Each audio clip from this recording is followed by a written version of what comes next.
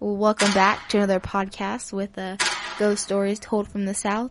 I am your co-host, Lexi Booth. And I am your host, Stephen Booth. Welcome to the party, ladies and gentlemen, my little ghouls and bulls. How you doing out there tonight? I really hope that you guys enjoyed our special last week. I hope it was going to be good for you. Ho, ho, ho, Ho, ho, ho. I do not say that. What movie is that? I do not say blah, blah, blah. Blah, blah, blah, blah. That's Hotel Transylvania. Yes. Okay. Yeah, I hope y'all like it. I thought it was pretty cool. Oh, I love doing it. It was an awesome thing to research about. I mean, it was a sad tragedy thing, but it was so much fun to research about. Oh, God, yeah. Sounded pretty cool, man. Cool. Well, I just want to give another shout out to everybody who's listening out there. We got our people, like I said, in District of Columbia, Denver, Oklahoma, Texas, Cali, California. I mean, Texas. We have some in UK. Yeah, we got some in UK. Australia, Brazil, India, everybody. Everybody out there. Pretty cool. Y'all just keep on, tell your friends about us. Y'all give us some feedback at our email. It's at ghoststoriesttoldfromthesouth@gmail.com. We are on Spotify and Stitcher and iTunes. And Lexi would tell us all about the old Twitter and the Insta of the gram. Oh yeah, on Instagram and Twitter it is South Texas Ghost, and Texas is abbreviated. It's TX. So check it. And this time I'm gonna make my dad start, cause you know. Well, okay. What you got for us, Daddy? Like I said, this week I'm in Arkansas. Last week was Alabama. Alabama, Slamma.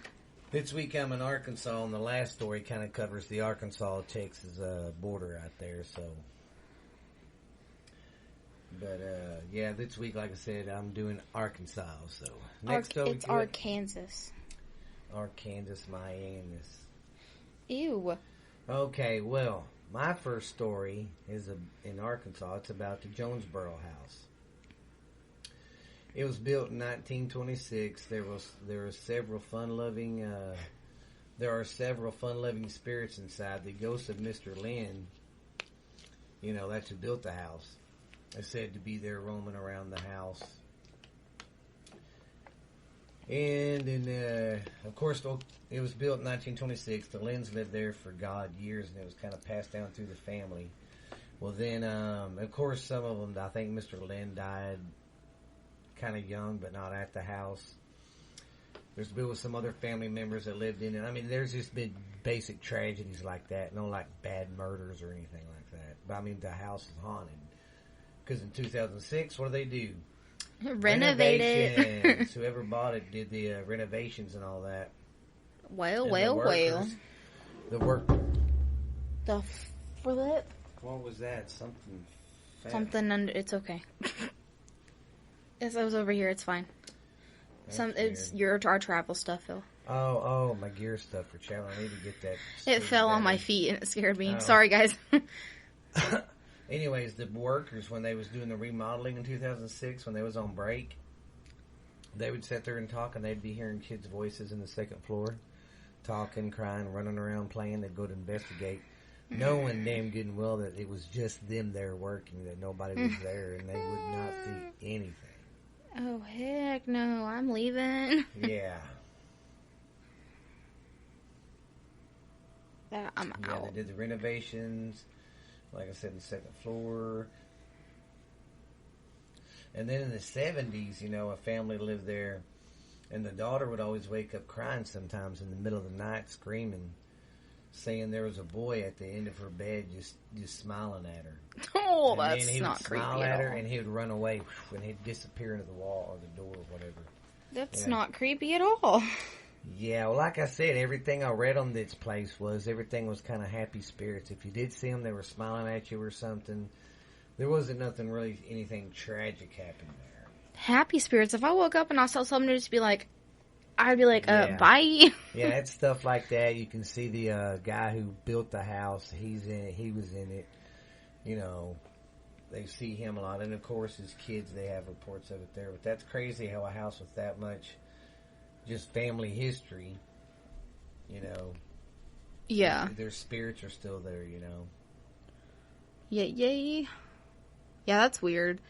Especially the boy, I can't get over that. Like, I can't imagine waking up to that and being just like, hey. Yeah, that little girl, that's why that family in the 70s moved, because that was their dream home, and they, I guess, they weren't told about people passing away in the house.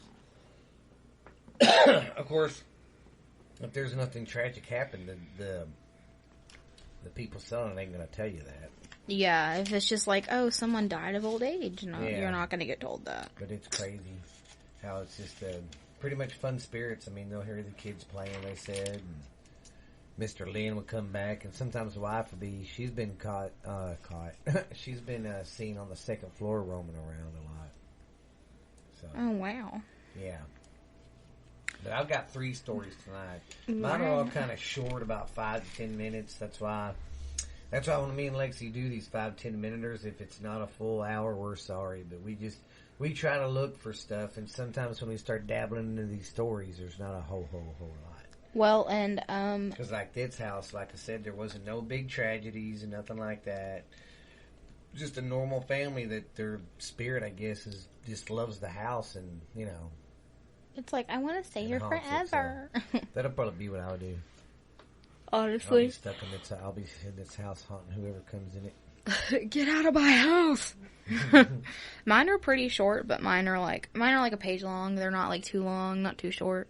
Yes, but Right in the middle. that one was about the Jonesboro House in Arkansas. Arkansas. Okay. I used to play in a band. Our name was Arkansas. He's lying. For real. You were being for real this time? We was going to use the name Kansas, but we couldn't use it because someone already used it, so we just said Arkansas because they stole our names. Are you being for real this time? No. 'Cause Okay. I was born in 76. That band was hot when I was like... Well, I don't know my stuff, okay? He does this all the time. Okay, anyway. So, I'm going to be doing the Allen House. It is in Montello, Arkansas. Hey! I'm in Arkansas, too. We both did Arkansas. Yeah, wow. Okay, so, this house was built in 1906 by Joe Allen. He died in 1917 of a heart attack. So, it was built in 1906, and he died in 1917. So, he barely got to see the house. Wow. And he wasn't that old. He wasn't like 80 or 60. He was like your age. Dang. And died of a heart attack. And then in 1949, tragedy struck. The last week of 1948, it was literally like New Year's night. Like right before 12 o'clock. The daughter of the dad and the mom poisoned herself. She consumed Mercy and cyanide together. And the mom found her and everything. Well, for 40 years, that room was sealed off. And then the mom died in 1954. So they didn't live very long. Well, then the house was sectioned off and turned into apartments by whoever was left. I didn't say who. I guess like the son or like cousins or whatever. And of course, they didn't tell anybody about the creepy crap that happened there. Probably not. Excuse me.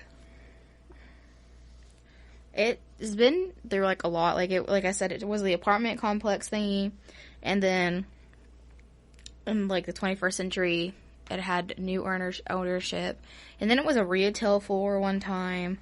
So it's kind of been through a lot. There has been books written about it. I guess like the ghost stuff that happens there is pretty stuff. Intense. Yes. So, okay, the tenants that started living like in the apartments, they started hearing and seeing things like the shadowy figures and the photographs they took. The furniture was always rearranged and objects were like just mysteriously disappearing. Wow. And then in the 21st century, whenever like it got new ownership, they would do like paranormal tours and stuff. And the EVP revealed a lot of voices. And then a tree fell on like one tree fell on one van full of equipment and ruined it. Oh, wow. And then they also saw one of the daughters' ghost So they saw her in the closet, and she tried to shut the door, and they heard giggling. Ooh. Sorry, I would have to check out and be like, you're on your own on this one now, buddy. I'm kind of scared. Yeah. And they can hear crying and footsteps. And then, this is a lot. This is something that happens all the time. They have called the people live there, whatever, they've called the cops numerous times because they think, like, someone's breaking in and they come up and there's no one there. But the door's open, or, like, there's signs of a break-in, but nothing's stolen or no one's there. Which is weird. But, like, they heard the signs of, like, someone trying to struggle to get in. That's crazy. So, it's weird. It's haunted. But it didn't say if anybody else died on the property or whatever, but... Wow. So, yeah. That's all I got on that one. Wow. I guess I will go. I wonder what these blue ones do. What would it say? This is monitor, Dad. Oh, I don't know why it should monitor us. Just leave it alone. I know, because we are recording. Anyways, my next story, of course, is in Arkansas. Arkansas. And this little story is about the Moss Mountain Farm. It's west of Little Rock, Arkansas, and it is a hot spot for ghosts on Halloween night. The legend goes, I can't even talk. The legend goes, in 1819, Thomas Nuttall, an English naturalist, and his crew settled in on Moss Mountain. They had made camp on Beaver Island. Beaver Island. In the wee hours of Halloween night, all about on Halloween night, everybody was slaughtered and killed. That's great. It looked like an animal attack, but Thomas swore he saw, because him and another guy survived it. And okay. I guess they got hit or something and was like in a blur and like in and out of consciousness. And Thomas swore he saw multiple man figures cutting up everybody and cutting everybody up and slaughtering everybody. I'm not gonna lie, I thought you were gonna say like vampires or something. So I was kind of waiting for that. Oh, God. Because it started out how Vampire Diaries is. Yeah. So I was like, what? Okay. But no, nobody really knows what happened either. They just got slaughtered. What the heck? Yeah. Wow. That's weird. And that's the story of old Mount. What did I say? Wow, Dad. Yeah, of the Moss Mountain Farm, right outside of Little Rock, man. I should have went and checked that out. That Little Rock ain't that far from where Uncle Mikey lives, in Oklahoma. I thought you said that it was an Arkansas story. It is, but that don't live far. Mike, you don't realize where Mikey lives. He only lives like 10 miles from the Arkansas line. Oh. Yeah, and Little Rock, that ain't far. Okay, my bad. Sorry, I don't know my geography. Yeah. Sorry. Okay, so. But yeah, somehow his camp got brutal, murdered. And of course, it's a hot spot for, ghost hunters and, drunk teenagers to go and have fun and go to the spot. They say sometimes late at night you can hear stuff.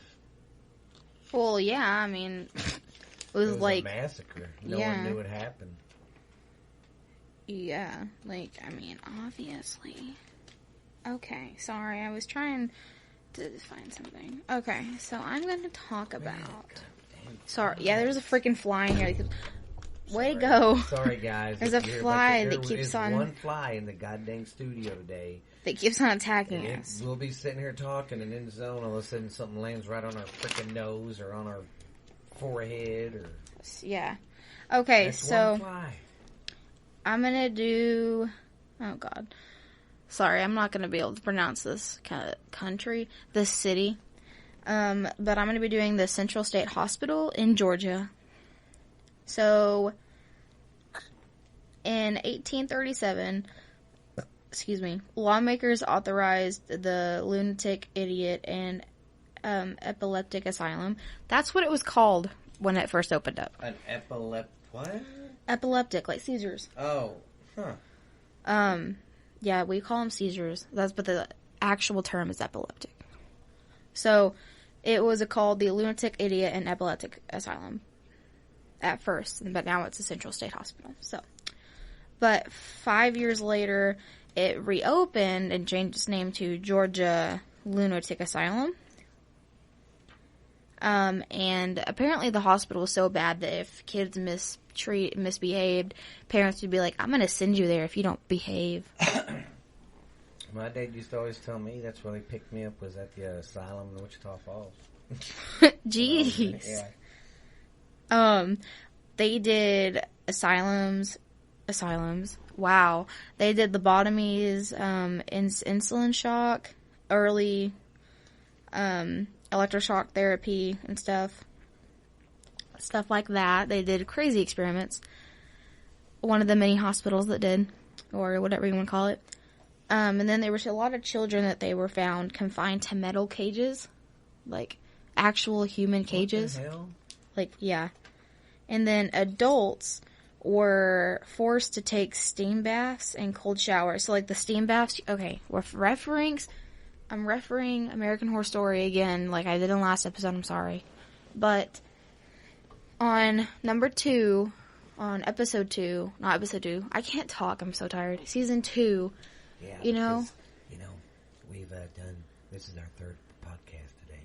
Sometimes me and Lexi get together and we just cram these. Yeah, and then put them to publish. Sometimes it's hard for us to get together all the time. She's trying to get her mom's house done and go to school, and I take care of 2 kids all the time. Yeah. So. But anyway. Even hers.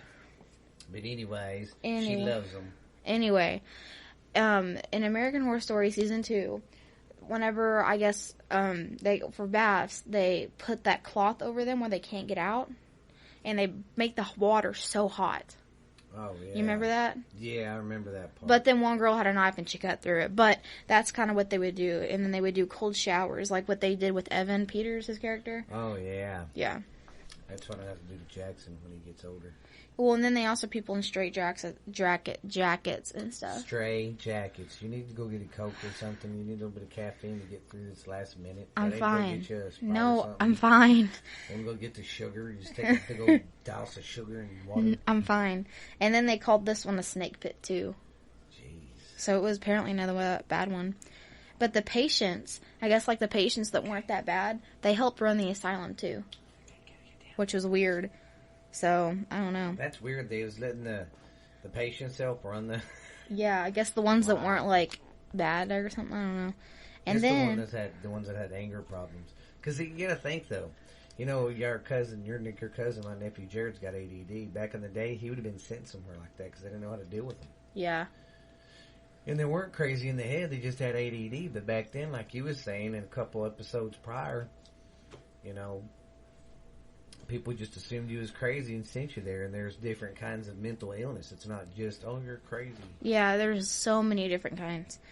And also the place was a homeless house and a drug house.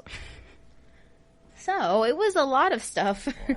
Well, so when it was abandoned, sounds like the homeless took over and lived there. And then it was a drug house. Their drugs there. Yeah.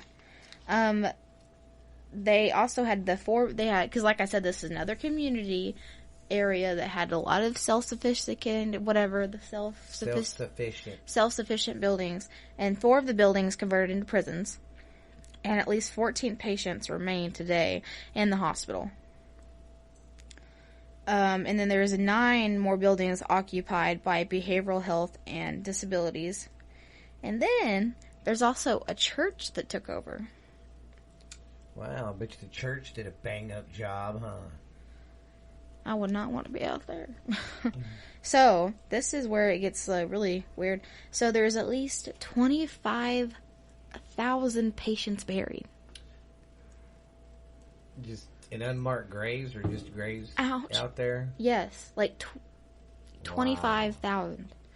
That's the most we've had so far. That's crazy. And there's a lot of unexplained or suspicious deaths that have happened there, or like even after it closed. And you can do haunted tours there too in the hospital. Ooh, so it's not closed to the public like some of them are. Yeah. Still, do your ghost stuff there. Yeah, you can do ghost tours, but that's also where I'm confusing because it said 14 patients remain, but yeah, you can do ghost tours. That don't make any sense. We got 14 patients left, but I don't know. You can still do a ghost tour. We don't give It might be shit. like the 14 patients might remain like in the like a separate building or something. Yeah. In a smaller building, that might be it. They said that you can hear voices and strange sightings and occurrences, and you can also hear screams. Like the previous patients. Wow. That's redunculoso. Redunculous. So, that one's a short one too. I'm sorry, guys.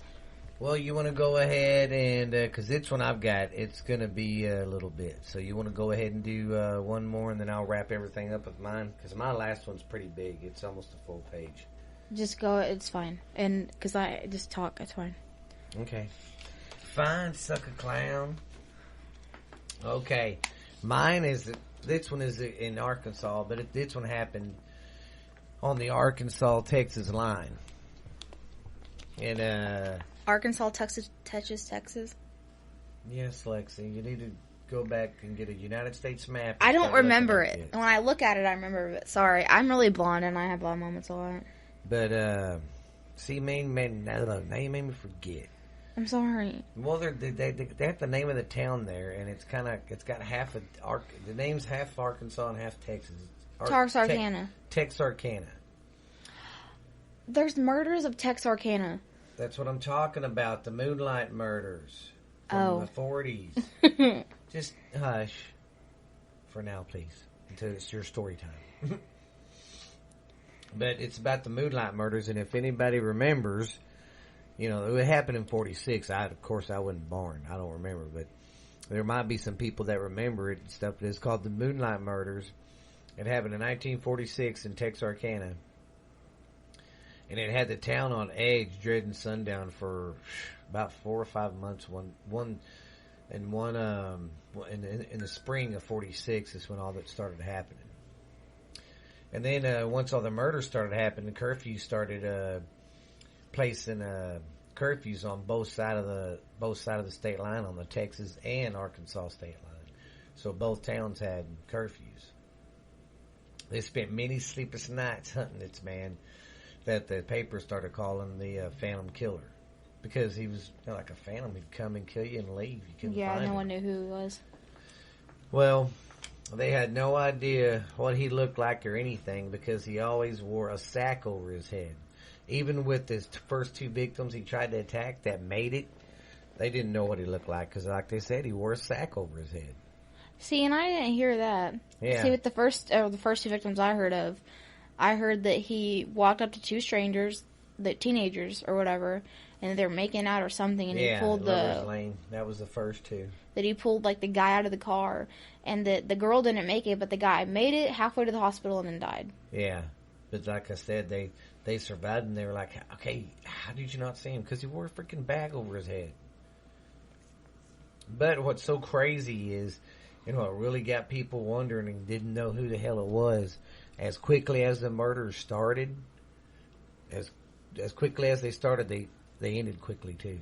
Because the killings only lasted till, listen to this, they started in February, they ended toward the first part of May, and they never happened anymore after that.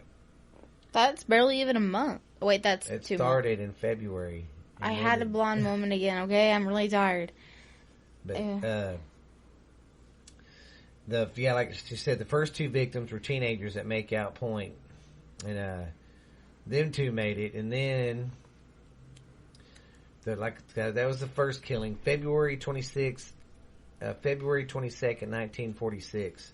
That's when the first 2 couple. That was the only 2 that survived. And then on March 24th, a couple was shot in the back of the head. Same situation at a Lover's Lane or whatever you want to call it.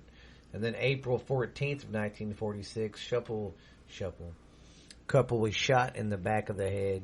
See, it's a routine. And then it's weird. On 2 of the bodies, he shot them with a 22, and like the other 2, he shot them with a 38. That's weird. Okay, where was I? Oh, yeah. Got shot and okay. The man, he got shot in the car on the April 14th attack. He got shot in the car, and then he drug her out and sexually assaulted her. And that was another thing in these murders. All the women was sexually assaulted, even the one that survived. Oh, that's great. So they got sexually assaulted before he killed them. Wow. Yeah. Wow. That's So that's 2, 4. I mean, he's got like 4 or 5 bodies right now. Wow. Well, then the last killing happened. Oh, listen to this though. In a little farmhouse right outside of town, it was Virgil Starks. He was shot while sitting at his home. The guy was standing out the window and aimed the gun and shot him. What the heck? And then ran off. And then the cops came out there, and that was the last killing that happened. And still to this day, nobody knew what happened because there was no evidence found. He wore gloves. And back then, they didn't have the evidence for that we have now. For the rape kits. Yeah. You know, and the sexual assault to find his DNA. So nobody really knew anything. You know. The only thing... I think they had a lead on somebody, but he always had an alibi, so they kind of just... And it kind of makes them think, though, because back in the day, I mean, even today, you really don't know how many people come through your town traveling. Yeah, I could have been a traveler. Yeah, that's another thing. They think he might have just been somebody passing through because he never got caught. And there's a movie made about it, about the town of Texarkana, and it's called The Town That Dreaded Sundown.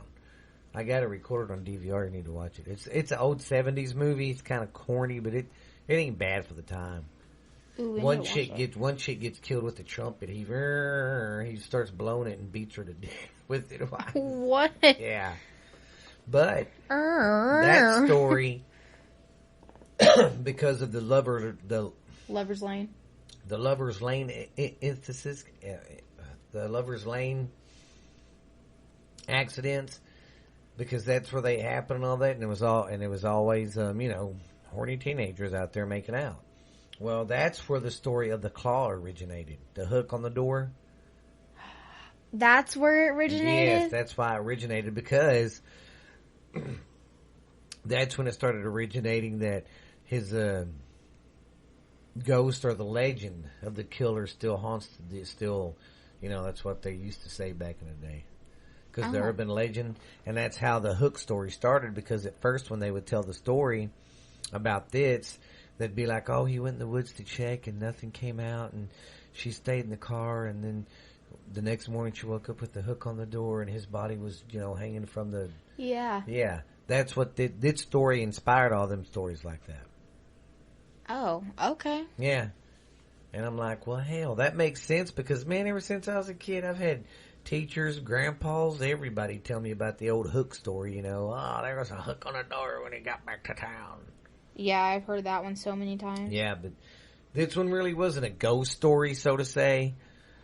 But it's one of them true, factual stories that nobody knows who the hell this guy was. Unsolved murder cases. Yeah.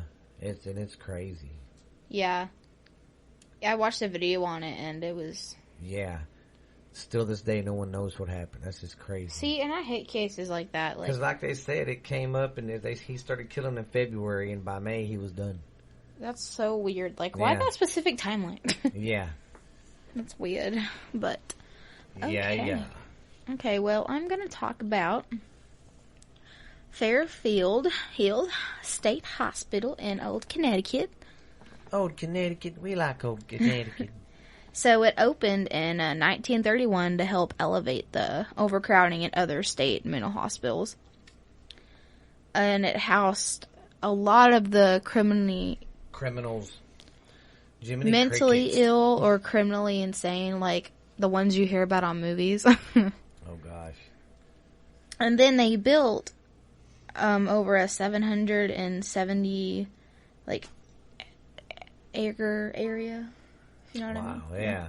So it was a big area, and they had 16 buildings, like, again, own community, and it was all connected by underground tunnels. Well, I guess too, though, when you got a complex that big and that many patients, and think about it, when you're, whether it's a hospital, an asylum, or a place to treat you for cancer, the last thing you want to see is dead bodies getting trailed in and out of there. Yeah, so they have to come up with some kind of system. And too, to think about it, let's say you're over here in building A and they need you in building D like quick because one of your patients is flipping shit. You need a fast way to get over there without patients getting in your way. Exactly. And stuff, so you just go into the tunnels. Yeah. And then so filled to capacity, it's home to over 4,000 patients. Jesus Christ. And again, this is one of the other places that did the electrical shock therapy, hydrotherapy, psychotherapy, and frontal lobotomies. So. I need to get me a good old lobotomy done. I ain't got one done in a while. Clear the old cobwebs, if you know what I mean. Jesus. So, they were known for the abuse and cruelty that they had going on there. And it closed. It was closed by the state in 1995. Damn, that's pretty bad when the state comes in and is like, we gotta shut y'all down. Y'all just too nasty. People dying. Yeah. Being mean. Whenever it first opened. It just makes me sad, though, places like that, because the spirits and the souls of people that are lost there that were tortured and tormented and just treated like shit, they're stuck like that. Yeah. They're stuck in that shithole for the rest of their life. Yeah. I mean, for the rest of their just, they're dead and they're still there. That's effed up. And they can't move on or anything. Yeah. I'd be so pissed if I was like, had a living hell on earth like that. Same. And then died and had to stay there. And couldn't get the grasp of dying. What's going, yeah. Died. So when it first opened, they only had 500 patients and only 3 doctors. And then they went from that to more than 4,000 patients, 50 nurses, 20 doctors, and 100 more employees. Oh my God. So it boosted in like 30 years. Yeah. They were like, hey, let's put some more people on. Yeah, and then add a shitload more patients too. The tunnels led to confinement rooms, psychosurgery laboratories, operating rooms, and a morgue. God, they could probably think about it. They could probably go down there and do some sneaky shit and nobody know about it. Yeah, and like the experiments and stuff. And then in 2009, the tunnels were filled in, and a few buildings were renovated, and that brought some stuff up. And they were cleaned up, and hiking trails were like not put in, but like made and stuff. And now it's open to the public. Really? Yeah. Asylum is? Yep. And where's this one at again? Connecticut. Huh. Yep. That would be neat as shit. I know, right? We could do a little walkthrough there. So it was originally, so it's a hospital, and then it was but at first it was a state hospital. Yeah. Or not a state hospital, but you know what I mean. Oh, yeah. A psychiatric hospital. It was a mixture of asylum and a hospital. It's weird. But, and then in 2005, the state bought it. So the state owns it, but they let everybody go kind of visit it. That's awful damn nice of them. So there's a lot of suicides and mysterious deaths that have happened there. Mysterious deaths. Between the amount of time that's opened, closed, and then just been open to the public. So. Wow. That's crazy. And you can do paranormal investigations, and there's physics out there, and you can do tours or whatever, and there's obviously hauntings. So. That's so obvious. You feel apparently like uneasy and uncertain, like, or in danger in certain areas. I imagine. And then cold spots. Yeah. You see apparitions, patients wearing old gowns, and then you can hear screams, you can see orbs and cameras and stuff. You can feel footsteps, hear footsteps. You can hear the other night I was in bed and I felt this footstep, bam, right on my head, man. It just woke me up, just bam, squished me right there, ain't gonna happen. You can hear voices, and then you can see patients in white. Yeah, God. See, I don't, freaking white, man, white. Well, think about it though. In them asylums and in the hospitals, all the gowns are white or that light blue. Yeah. I mean, but That, or it could be the woman in white. I know. That's one thing. You know, girls better wear a different colored dress so they all, you know, if y'all were ghosted, y'all won't be the woman in white too. I know, right? Okay. Do you have another story, or is that all yours? So that was all yours on Connecticut there? Yeah, but I got another one. Well. And we're only on like 35 minutes. I know, because they were really short. Well, that's fine. Well, you want me to do this one real quick, and then I'm done with this book? Yeah, go ahead. We'll do one more story, guys. We'll squeeze it in. Sorry we do a lot of these short ones like this, and we did not plan it this way, I swear. These are just like the endings of her. Yeah, and then too, like I said, when we start diving into this and looking into it, we don't know how long the story's going to last or anything, you know. And we just did a special for you guys, so yes. It's okay.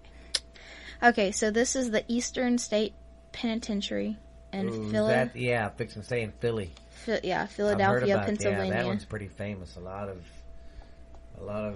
creepy stuff happens there. I know a lot of famous people have been in prison there. Well, whenever I get done, you can tell me about it.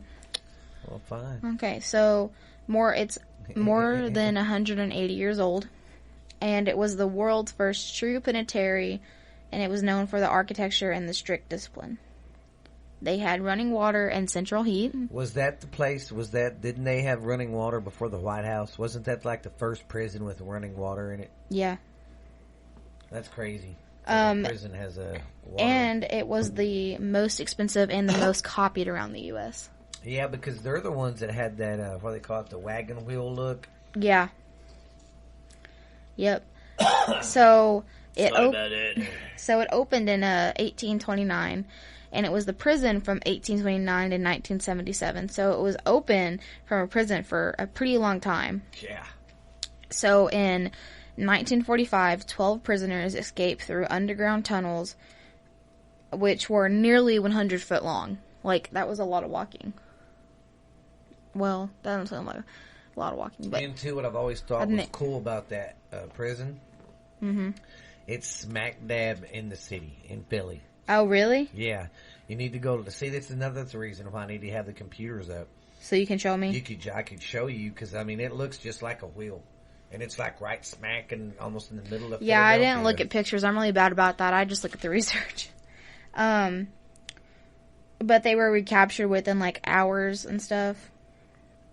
And they were, like, obviously in multiple riots. And then, like, the breakdown of the system stopped how, like, it went down. Yeah.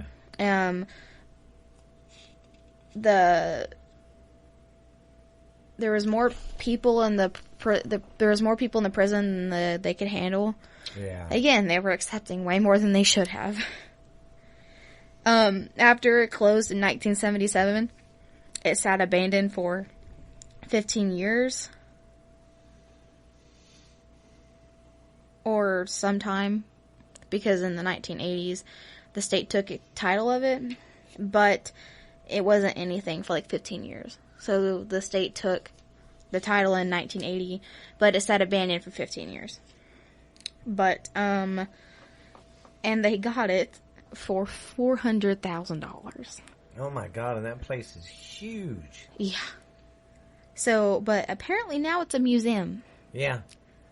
Because all the history there. I mean, it was, when they say when that prison was built, it was like, that was like that's what everybody wanted to do their prison like. Because it was just the way they did their lighting and stuff was try to get more lighting in the prison cells for the inmates and fresh air circulating in there, you know, because its engineer thought, well, maybe this will be better if we do it for the prisoners.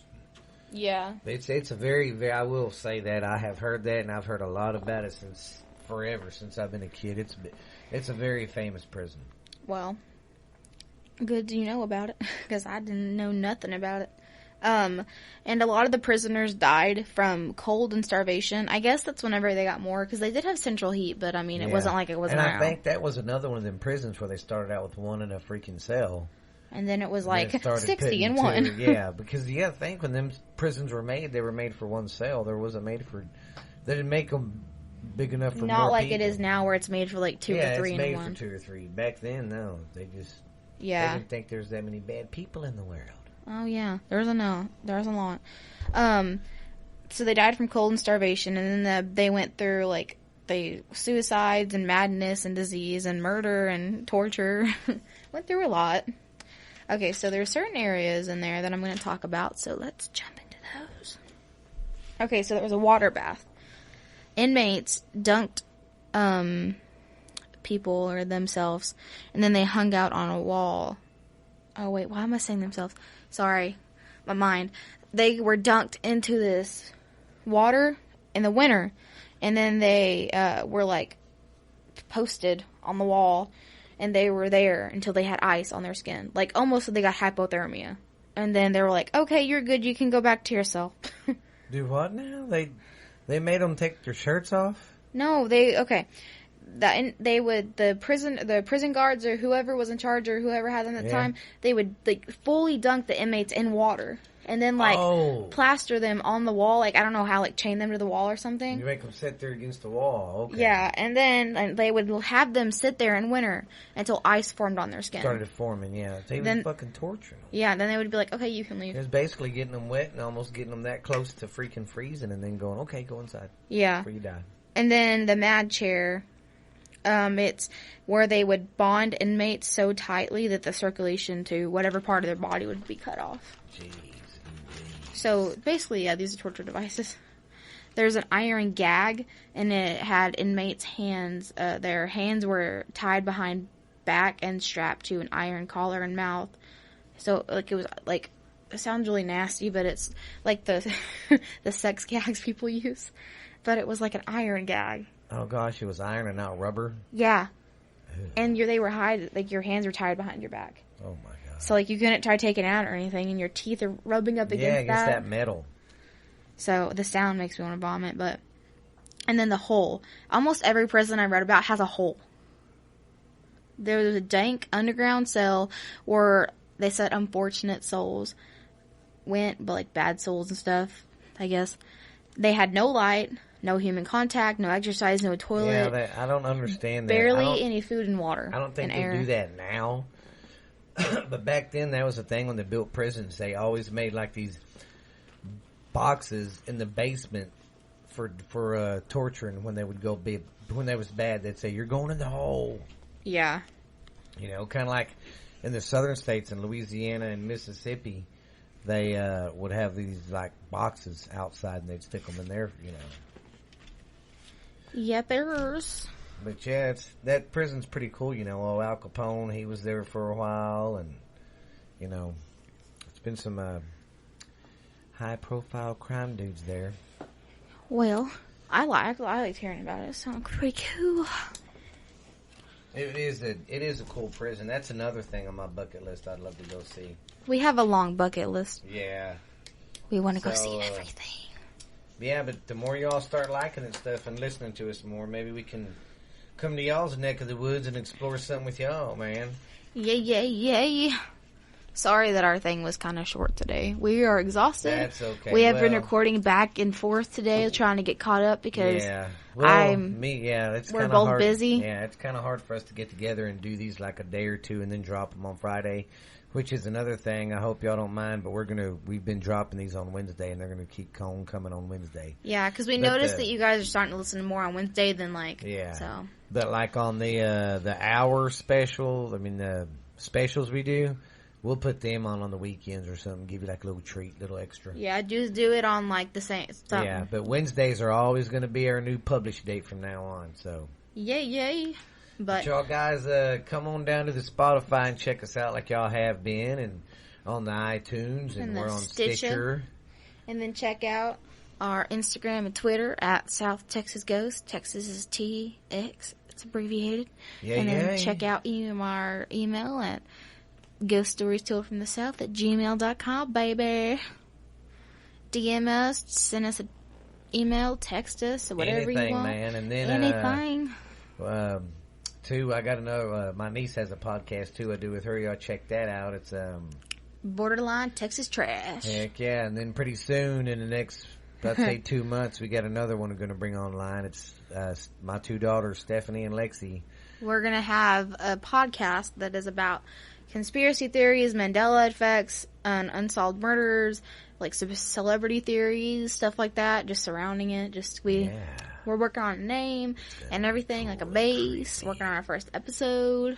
Yes, they're just now dropping on the first episode, and like I said, I'm gonna do. I'm starting some other podcasts and stuff. I'm trying to get all that stuff put on Patreon and ads free.